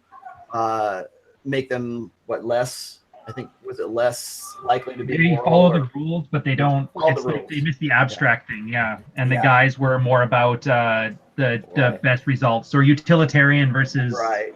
So it made women's judgment more binary, where men's judgment was based on results and rationality. And I actually got into this in my last series, which was instinct, emotion, and reason. And I'm also made the case that women tend to defer, or default to the emotional interpretation of their world and their experiences. So everything is filtered through this, how that made them feel. And I argued that from the perspective that women and men communicate in different ways, and men are more interested in information, women are more interested in context. And this study really kind of backed that up. So I got to dig into it a little bit more, but there's probably going to be an upcoming post on that. Well, my view of it suddenly made sense in my head as I was listening to Rolo talk, because there was a quote a while back where Kate Blanchett, I think it was, said, "My moral compass is in my vagina." I saw that. The reason why this is so amazingly brilliant is if you take deontological judgment, rule-based moral judgment, you combine that with female solipsism, you get a statement that comes out something like, "What is good for the world is what is good for my vagina." In essence, a woman will judge anything that's good for hypergamy as being good, and anything that's bad for hypergamy as being bad. No, Does that remind you of Wall Street with that greed is good speech? There it is. Boom. Yep, Gordon Gekko, man. That's a good one. And I'll tell you this, as far as moral agency in the sexual marketplace, as far as women are concerned, it's bad for genetics. And the truth is this: if women based their sexual choices on logic and morality, the best traits would be bred out of existence. The people who were born would be weaker. They would be less intelligent. So if women were sexually aroused by men who were, made $40,000 a year, had all the statistics, but then guys with the tattoos and the bad at, basically the alphas of the world, then they would be bred out of existence. So listen, we can talk about women have no sexual morality. Well, this is necessary for the advancement of our species. Like, this is natural selection. That's very outsourced eugenics. Let me challenge you on this, Donovan. Let me challenge you on this, Donovan. We should look after the show, because I've seen a little bit of discussion on this. We should look at IQ levels over the recent couple generations since the introduction of birth control. Since the introduction of birth control, IQ levels in the West. Right. You got me, because here's the. We need to look at that. No, I agree, because here's the thing: the most like men who are bigger, faster, stronger have the physical genetics. I'm not a scientist, but one would think that they probably have a lower IQ, right? Like, maybe I think I've seen Turd Flinging Monkey or some other MGTOW talk about, and this isn't super deep science, but the connection between muscularity and actually intelligence. Musclehead, man, muscleheads. All right, we got 10 minutes to take calls. We got. Just want to throw in one more thing there. There was actually a recent study that showed that IQ levels have dropped over the past 2 generations, which sync up very well with birth control. Yep. I'll throw the study out on Twitter. Area code 570. You are on with the Red Man Group. 361 718 and 713. We're going to get to you guys in just a second. You're on live. 570. Hey, it's Cosmo. How's everybody doing? Great show. Hey, Cosmo, what's up? I have a couple female friends I work with. Good for you. I'm to hang out with them, and I got radio silence from text when I was texting them. So I want to know what I do when they go back to work tomorrow. So, pretend hey, nothing happened, everything's cool, be myself, or do I just scorch earth and just sort of blow them off? Okay, wait a minute. Did you fuck this girl or no? No. So what happened? Whatever. Just looking to hang out because we're all off work this week. They want to go to lunch or something. And did you want a friend or did you want to fuck him? Let's be honest here. You're among friends. Of course, he wants to fuck her. No reply again. Yeah, you got to leave that alone, dude. Listen. That is an HR summons waiting to happen. And I know that's the easy answer, but do not fuck your coworkers. It never ever ends well, because here's what happens when you fuck your coworkers. Within 6 months after you start fucking her, both of you are not going to be with that company. Either you're going to not be with the company, or she's going to leave the company. And more than likely, you're going to be the one who's not with the company. If you fuck a coworker, one or both of you is going to be out of a job. It's not worth it. Yeah, but here's the thing too. Be honest. You don't want to just hang out and watch Star Trek together. You wanted to fuck her, but you couldn't even say it. So here's something to think about. Be honest with your interactions. And I bet you this, and this is going to tie into your man there, Donovan. Be honest with your intentions up front. If you're just asking her, yeah, do you want to hang out and be cool? Right. As opposed to coming with like a sexual energy, it's like, yeah, you're nice. I want to get to know you better, and you kind of hang out. Be a little, not blunt, but direct.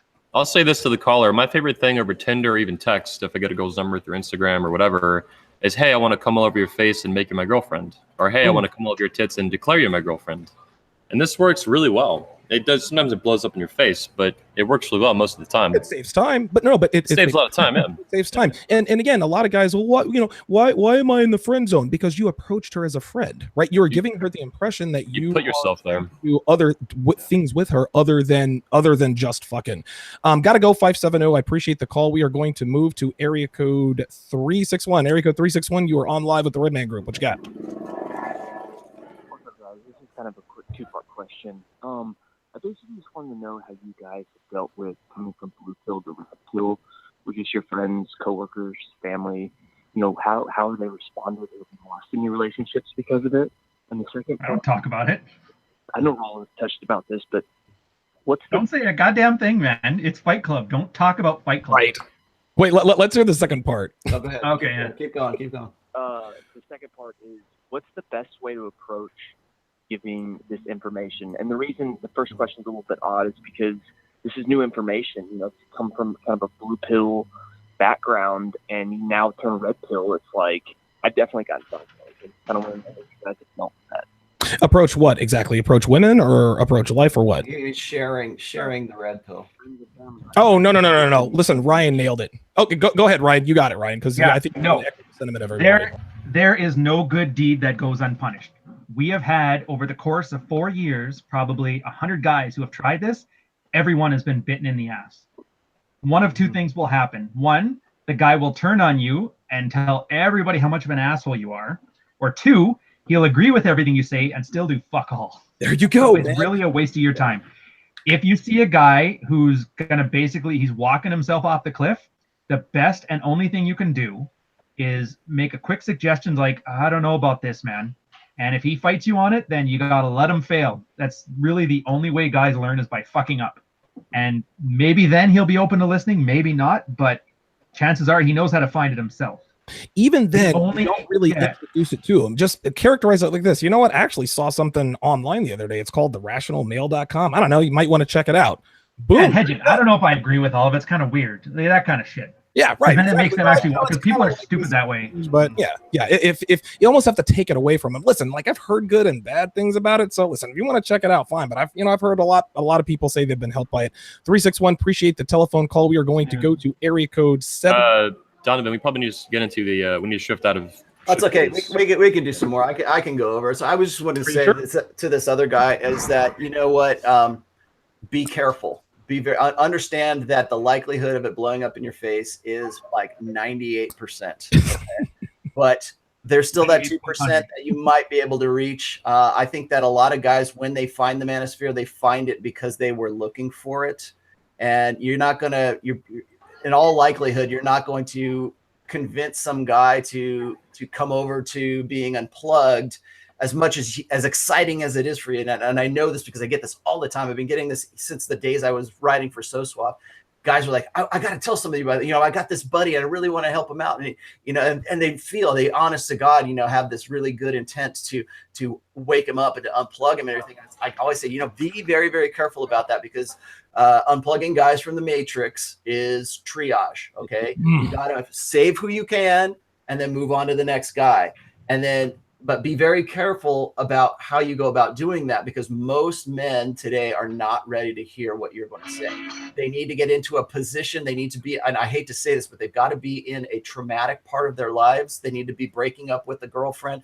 They need to be at, zeroed out. They need to be at some sort of low ebb for them to really, break down and say, what happened? Why am I not doing this? Because most guys, when they find the red pill, that's what they're doing.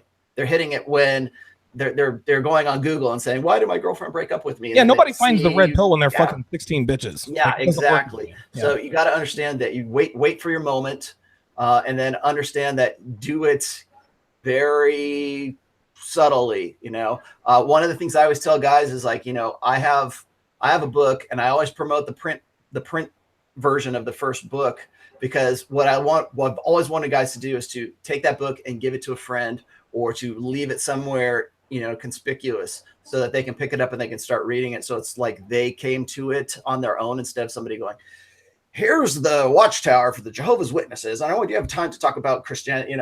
They don't want to be proselytized to. They want to find it on their own, because if they do, it makes it feel more organic. You know what happens to you? Do you know where you'll go when you die? Oh, yeah. Give me a break. I'll say this: Rational Mail makes a great wedding gift. Yeah. Straight up. I've had guys send me pictures of it on the table of the other kid. That was me. I'm keeping that one. That one's going on Twitter. Yo, all right, we got just a couple of minutes here to take phone calls. Area code 718. You're on the live with the Red Man Group. What you got? Good. Hey. Ryan, mute. My question. Oh, sorry, I thought I was muted. Social question, because we know individuals come to it on their own. If they do at all. But with everything happening, with these recent developments, with women going haywire, with the sex with the minors, and the school shootings, what's the next biggest development that you guys foresee? Good question. Thanks for calling. We'll go ahead and answer this. Who wants to go first? I'll say it might be what Rolo was getting at with the convention, that the Red Pill goes mainstream through maybe my company. That we end up being that target. Maybe us individually, the company, the Red Pill movement, the community. I mean, there's a lot of options that the Red Pill or the mainstream could take, and then that could be a whole fucking firestorm of whatever. I was gonna say, we were just talking about that. It's I think that what the Red Pill represents right now is a potential. I mean, from our side of the Red Pill, because everybody wants to bastardize the brand of the Red Pill right now and use it for their own little pet fucking ideologies or their pet projects or anything. But I think if you're talking about it from the perspective that we talk about it here, like intersectional dynamics, I think the Red Pill also sort of presents this possibility or this prospect of having a good enemy for them to fight. Okay. When the alt-right came out and they started saying, I got red pilled, and I hate that, because I don't use red pill as a verb. I think that once you use a terminology as a verb, like red pilled, then you're kind of jumping the shark, and then we're going to go sell t-shirts and we're going to go, get secret Dakota rings. You're cheapening it. Yeah, you're Dakota rings. Yeah, you're I wouldn't be opposed to that. And so I think that it's gonna, in the future, we're gonna see a lot more mainstream people. I would be very surprised if we didn't have somebody from the mainstream media approach myself or Anthony about covering the event or interviewing the people out there. And I've always been really hesitant about that. I'm always my highest priority beyond the safety of the guys who are attending is the anonymity of the guys that are attending, because I don't know, maybe one guy doesn't care, but the next guy sitting next to him, he probably does care. So we got to be really careful of that kind of stuff. But I think that if we're going to talk about what's the next big thing, I think we're already kind of seeing it in terms of open cuckoldry right now. I think we're seeing more of a push towards convincing men, particularly beta men, that paternity doesn't matter. I think we're going to, and we're already seeing this right now, where it's like, we can't, just because, have you guys heard of 23andMe, the genetics have to find out where you're coming from? A lot. 23andMe had this really unexpected fallout from it, which is guys were finding out that they weren't genetically related to the kids that are in their house that have been part of their life for most of their life, right? So they're finding this kind of stuff out. And so now they're trying to find ways to limit telling, men about their own DNA, about, whether or not they're the real father. There's it's legislation right now where a doctor cannot inform the quote unquote husband or the quote unquote father of a child if he discovers that child is genetically not that guy's. Yeah, because technically she belongs to the mother, and he might leave her resources. So it puts the child in danger as the justification. Which would be the right fucking thing to do. Pat and I talk about this all the time, where it's like we're talking about the cult of the child. And it's like, whatever's in the best interest of the child. Oh, Jesus. Well, what's in the best interest of the child is that a man doesn't know that the paternity is actually his. And I think that we're seeing this more and more, where a guy who did not father a child still has to pay child support for that kid. And what does that message say? First of all, it means kids are all up here and dad's way the fuck down here, and mom might be right up underneath the kid. but it also shows that it sends a message that paternity doesn't matter. That paternity is something that, it's my belief, and I'm pretty sure this is pretty backed up by science, that men evolved to want certainty of paternity. They want to know that the kid is their own, like when primates go into an alpha male primate comes in and he kills the young of all of his rivals, and then he fucks all the chicks in his new harem. And there's like something like very similar to that, I think, in the male psyche, where we want to know that the kid is ours, because for men, and I've talked about this before as well, which is the cardinal rule of sexual strategies is that for one sex's sexual strategy to succeed, the other one has to be compromised or has to be completely abandoned. And what I mean by that is, like, if a guy decides that he wants to be a parent and he wants to invest parentally in a woman, that the only way he would do that, because that means he is abandoning his old sexual strategy to accommodate hers. At the very least, he can get raked over the coals, doesn't matter, but he wants to know that that kid is his fucking kid, because he has basically put his whole life on hold and his sexual strategy on hold and trying to breed with other women on hold if he's doing that. But the swap or the exchange is that guy needs to know that. And I think that's an evolutionary imperative for men, that they need to know that. But socially, we're trying to condition that out of guys right now. We're trying to say paternity doesn't matter. And you know what? You're a hero because you married a single mother, and she might have had 3 kids with 2 different guys. And you're coming in here and you're taking over his parental investment opportunity or his responsibilities. You're a hero. And we want to reinforce that. We want to build that guy up. But what are we building up? We're building up this guy being a Darwinistic evolutionary dead end, because he is basically taking over the parental investment responsibilities of another guy, or maybe 2 guys, or maybe 3 guys, for all we fucking know. Yep. But that guy's stepping in there and being Beta Buck's provisioner for guys who successfully reproduced and then moved on, because they are what? Following their own sexual strategy, their own male imperative, which is to spread the seed. If a guy is going to put all of his eggs in one fucking basket, the very least he should have is to be certain that that kid is his. And when you take that away, I mean, legally, we're taking that away. Socially, we're taking that away. We're saying it doesn't matter. Father, we're just about to hit Father's Day right now, and I will guarantee you that you will hear this message. I didn't need no father. I've got this great mother who was better than any father. I got to be the mom and the dad. Oh, right. Please. And why? Because we're killing the need for paternity. We're killing off the idea that a guy should, at the very fucking least in this exchange, be able to know that the kid is his. All right, we got time for one more caller. Area code 713. You're on live with the Red Man Group. Talk to us. Area code 713. No! Calling from Starbucks. I love it. Area code 713. You there? Going once? Going twice? Go. And he's gone. He's gone. All right. Too bad. Anybody else? Said. You know what? I think he was there. We ran out of time. On the software. All right. No, I don't lose. Whatever, dude. You snooze, you lose. That's how it works, man. So before we should probably do a whole show dedicated to call-ins, I think. Oh, I totally agree.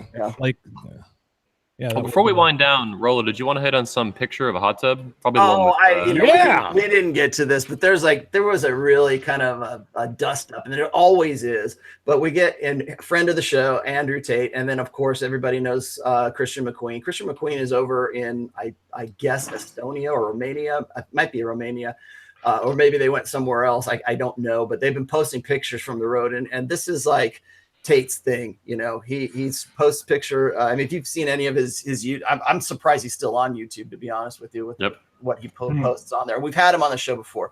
We know his background. We know what he does, for a living. We know that he's got money and he can go and do whatever he wants. He's got fuck you money. He's got fuck you money, pretty much. And so he's over in Europe right now with Christian McQueen, and they're sending back these pictures of them like in a hot tub with like 3 chicks. And of course, everybody comes out of the woodwork because you got first of all, you got MGTOWs coming out of the woodwork saying, this is just showing that, this is dangerous. Guys shouldn't do this because any of these chicks can call the cops and they they could just say they got sexually assaulted in Do they look like they're about to call the cops? So that's the MGTOW side. Then there's the TradCon side of guys. Well, this is an empty lifestyle, and it's like, this is not what men do. Real men go and start families, and real men go and they have 2.5 kids, and they are good providers, and the TradCon side of things. And then you got the women. Kitten Holiday being one comes in and you beat me to it. Falls in on that, saying, "Oh, if men could just learn to be, better providers and just learn to grow up," and it's like, these guys are I'm gonna try something here. I know you. I hope this doesn't fuck up. Maybe it will, but let's hold on a second. I just want to. Yeah, listen again. That those are musings of a post-wall woman, because women who are young and hot, they don't have a problem with those pictures because they are in those pictures. But as soon as you get, that? Can you see that? That's the picture right there. That's one of that shit. How the hell did you? People are, I can share the screen here, which is kind of nice. I don't get how people have an opinion of this at all. I looked at it, and I'm like, fuck, good for them. Yeah, right. And then I made sure that they were both lifting, and other than that, I was like, whatever. The fact that people are emotionally invested in it kind of boggles the mind. Yeah. It's like living vicariously through somebody, but not even in a positive way. I've never used that before. Vicariously through somebody. Well, it's the typical MGTOW response. Well, the typical lower, because not all MGTOWs are created equal. No. But the typical lower level MGTOW response is, "Oh, this is bad. You're a slave to the pussy," or "It's an empty lifestyle." No, man. Here's the thing.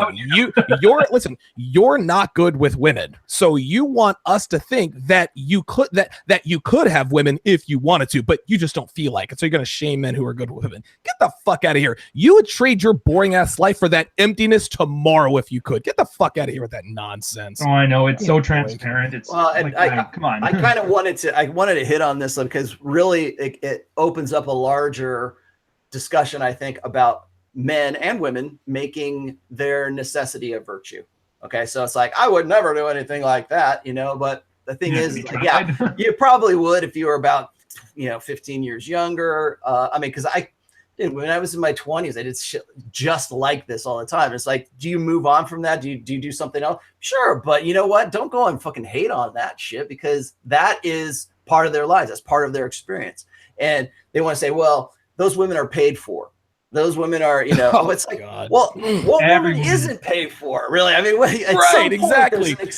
How do we know those women weren't prostitutes? Dude, all women are prostitutes on some level anyway, and we're all Johns on some level. So if we want to make it macro, come on. Now, I'm not saying that every guy's going to do that. I'm not saying that that's even what the red pill is all about. That's part of it. That's part of what the red pill is about. It's not the only thing about it. Listen, that's photo, what they want to make it about. Well, that photo, again, that is merely a side effect of living the red pill life. A lot of people think that the red pill is all about getting women. Well, that's the gateway. Most men find the red pill because of heartbreak or sexual frustration caused by women. And so if you really take the red pill and you digest it and you go on the self-improvement journey, you quickly begin to realize that, wait a minute, like, women aren't necessary for my happiness. Yes, women do make my life a little more enjoyable, but they're not really necessary. Okay, I've got a couple of hot chicks that I'm fucking here, but my red pill life afforded me those hot chicks. Hot chicks don't afford you the red pill life. Yeah, exactly. And I think that's one example of what you could do. Because you look at, like, say, someone like Hunter Drew, who has a completely different message when it comes to stuff like that. I don't see Hunter going and hating on stuff like that. He's just saying, that's what they do. That's their thing. That's how they've chosen to live. And that's their lifestyle. That's what they want to do. Here's my lifestyle. You want to learn about what I do? Fine. I'm Rolo Tomasi. I'm not going to be, hanging out with chicks in hot tubs, but I've hung out with poor girls pretty much my whole life. Well, this is also why, Rolo, you harp on that the red pill is a praxology, and what you do with it is a choice. It's not a prescription. Yeah, it's tools. It's utility. It's understanding a process. It's understanding how you get to that. I mean, I posted it was about 2 years ago. I posted a picture of myself in my zoot suit, and I had one of my poor girls there. I thought it was a great shot. I thought it was really funny. And then, of course, everybody goes, "Oh man, this is a lifestyle I didn't think you were living." It's like, oh, do you remember that one where the guy tried to make you look like a supervillain with that shit? Yeah, that was pretty funny. That was pretty funny. The Manister's #1 villain. Yeah, Rolo to Messi. But I think that it's kind of disingenuous to say that that is less legitimate than something else. What it is it's proof of concept. It's proof of concept that they can do that. And you know what? My 22-year marriage is proof of concept. Hunter Drew, it's proof of concept. The Tanner way Guzzi. Tanner Guzzi. Everybody's going to be at the 21 convention. I would say for the dude, we walk the fucking walk, man. Are guys that walk the walk, that are doing, like I said, proof of concept. Yep. Well, guys, we gotta start, if you're lying. Guys, we got to start winding down. Any closing words other than most of you can be met, except maybe Carl, maybe not. Mm-hmm. Can be met this year at the 21 Convention 2018. Tickets are in the video description. There's a link. You can also visit any of these guys' websites, including Donovan and maybe Ryan, but definitely Rolo. You can visit the website to get tickets as well. And I hope to see you guys at the event. More than half the tickets already sold out, and we do expect to sell out this summer. We are killing it this year, and it's unreal. In fact, we've sung so many fucking tickets, I almost forgot to even mention it. The other thing to remember is it's not going to be at the same place, right? I mean, it's going to be at a larger venue this year. It's going to be down on it's all you crazies out there with AK-47s. Yeah, it's going to be in Orlando, but a different venue. And then next year, we're going to move it out of Orlando to another city again. Real quick, someone just asked, is Kitten still on? No, of course Kitten's not on. She had her 15 minutes of glory, and now that the attention is no longer on her, she's no longer interested. That's what that whole thing was about. Like, seriously, like, as soon as I saw the night, I was like, oh, you gotta be fucking. Of course she was gonna call. Didn't even have a point. I'm Kitten Holiday. Yeah. Okay, all right. Get the Holy Devil just asked. Jesus. Say what? When did she stomp your puppy? Listen, man. I have very little patience for women like Kitten. A true red pill woman is not even seen or heard, man. For her to come onto this forum, I'm Kitten Holiday with my big double D floppers with my 18-inch cleavage because get out of here with that. There was no point. There was no purpose for her phone call but to say, hey, look, I'm Kitten fucking Holiday. So there you go. You're welcome for the 500 new fucking thirsty Twitter followers. Get out of here with that nonsense. So someone just asked when's the next Redman Group show? That should be next Saturday, and it should be on Richard Cooper's channel, Entrepreneurs in Car. Solid. Oh, there she is. Awesome. Yeah, so the channel, by the way, Holy Devil, you can find the next show. Just go on YouTube and type Entrepreneurs in Cars, and you'll find it. You'll find other episodes of the show actually on Richard's channel. That's where it'll be at. Yeah, Richard's a solid guy, man. I'm not sure who our guests are going to be. We should maybe like hype it. Yeah, hype it a little bit or amplify this a little bit. But Rich, I don't know who's going to be on next week, but we've got some guests in the pipeline that I think people are going to really like. I'm still trying to get Christian McQueen on for I would love to get him. I would love to get him on. I would love to get him on with Tate, and I'm thinking he'd probably be better for Anthony's show for this side of the Redman Group because we get a little bit more deeper, a little bit more cerebral, I guess, when I'm with Rich. We just did a show with him and Jack Donovan and Dr. Sean and who else did we have on that show? You have Aaron Clay on that show. Jack Donovan's going to be at 21. Jack Donovan's going to be there as well. Oh, good. Oh, yeah. So that's. We get in really deep on those ones. I think that probably if I were to bring Christian McQueen over here, that would be a good. I'm also working with Turd Flinging Monkey right now, just so people know that people thought he was going to be on this episode, but we wanted to try Collins this episode, and I really think that if we're ever going to discuss MGTOW, it should probably be on this show. And I think that we need to dedicate a show just talking about MGTOW. And let's do it. I think we need to have like an honest to goodness debate. So it's not like we're, throwing out all the shit all the time. And let's talk about it because I don't have a problem with MGTOW, really. I mean, I do in some respects because I think that in ways it sort of encourages guys to be less competitive and to the standard, red pill understanding of MGTOW. But I don't think that why they go MGTOW is wrong. I think that is absolutely 100% right. It's just what do you do once you become red pill? Do you go MGTOW or do you use that to your advantage?